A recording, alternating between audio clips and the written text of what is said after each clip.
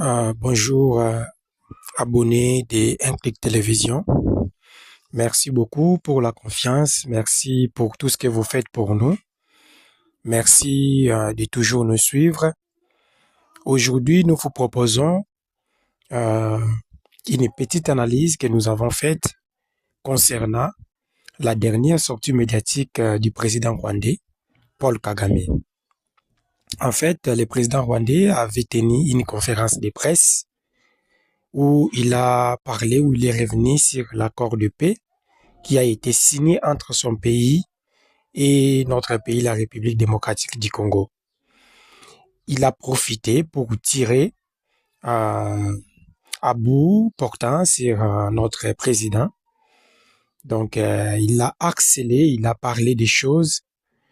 Et puis, on peut dire que le président rwandais a manifesté, en fait, une mauvaise foi qui laisse croire qu'il n'est pas encore prêt pour la paix en RDC. En effet, comme vous le savez, depuis le 27 juin 2025, donc cette année, les deux pays belligérants, donc le Rwanda et la RDC, ont signé, sous la médiation des Américains, un accord de paix. Mais malheureusement,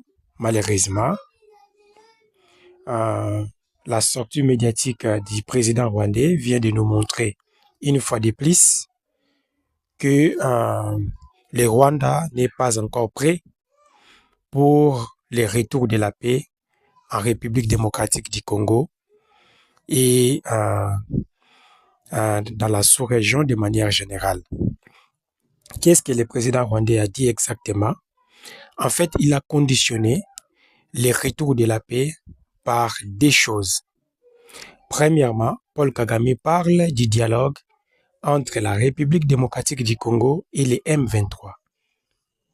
Mais on se pose la question, quel est l'intérêt du président rwandais à ce que les autorités congolaises puissent échanger avec les M23 qui sont prétendument des Congolais qui revendiquent certaines choses à leur gouvernement.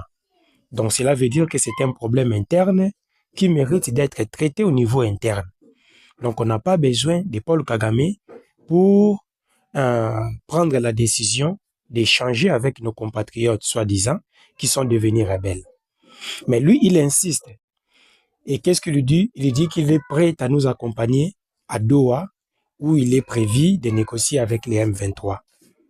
N'oubliez pas que c'est le même Paul Kagame qui a refusé de signer l'accord de paix de Luanda sous prétexte que le gouvernement congolais devrait au préalable commencer par échanger avec les rebelles du M23 AFC, que lui Kagame soutient.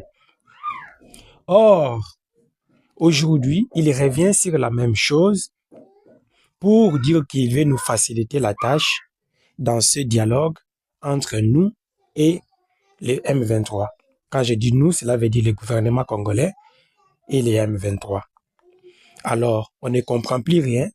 Pourquoi Paul Kagame insiste-t-il à ce que le gouvernement congolais puisse négocier avec les rebelles qui sont supposés être des Congolais? Quel est son intérêt? Quel est le bénéfice que Paul Kagame va gagner si le gouvernement congolais arrive à parler avec les rebelles? C'est ici que nous appelons à la vigilance des négociateurs congolais qui sont à Doha de ne pas perdre de vue les M23 parce qu'ils ne sont qu'en réalité une caisse de résonance de Paul Kagame. Ça, ils ne doivent pas l'oublier. Donc tout ce que dit Paul Kagame, c'est ce que dit en réalité les M23. Ça, c'était le premier point. Le deuxième point, Paul Kagame parle de la neutralisation des FDLR. Pourtant, la question des FDLR a déjà été abordée lors de la signature de l'accord de paix entre nous et le Rwanda. Les deux parties s'étaient mises d'accord de pouvoir signer l'engagement de neutraliser les FDLR qui prétendument seraient en République démocratique du Congo. Que Paul Kagame et ses soldats ont commencé à chercher en RDC depuis plus de 30 ans et qu'ils n'en ont trouvé même pas un. Sauf dernièrement, ils ont fabriqué un groupe de gens qu'ils ont fait porter des tenues pour les faire passer pour des FDLR. Alors qu'en réalité, ça n'était pas un. En réalité, ce n'était pas des FDLR. Vous voyez? Donc, c'est aussi ici la question de se demander, mais pourquoi Kagame ne négocie seulement pas avec les FDLR qui sont aussi des compatriotes rwandais comme lui? Ce sont des Rwandais comme lui, ce sont ses compatriotes. Parce que quand il s'agit de nous, de notre gouvernement, Paul Kagame nous appelle à négocier. Mais lorsqu'il s'agit des FDLR qui sont des Rwandais comme lui, Paul Kagame veut à tout prix les neutraliser. C'est ici que nous comprenons les doubles jeux que joue Paul Kagame. Parce que les FDLR ne sont que la photocopie du M23. Si lui déteste les rebelles, nous aussi on déteste les rebelles autant.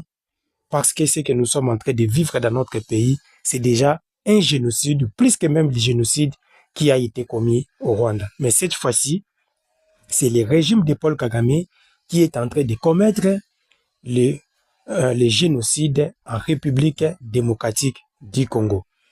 Donc, c'est par ici que nous devons vraiment attirer l'attention de nos autorités, de rester toujours vigilantes, parce que avec Kagame, il est difficile de s'attendre au retour de la paix. Ce n'est pas un homme de la paix, c'est un homme qui ne connaît que les langages de la guerre, qui ne connaît que les langages des armes. Donc on comprend que si on continue à attendre la paix avec Paul Kagame, ça ne viendra pas aujourd'hui, ça ne viendra pas demain. Et nous espérons que nos autorités feront en sorte que nous puissions nous organiser militairement, nous puissions renforcer davantage notre armée, que ce soit en effectif, en qualité de formation, mais également en armement. Si nous devenons un État fort, si nous devenons une armée puissante d'Afrique, je crois que tous les autres pays vont nous respecter naturellement.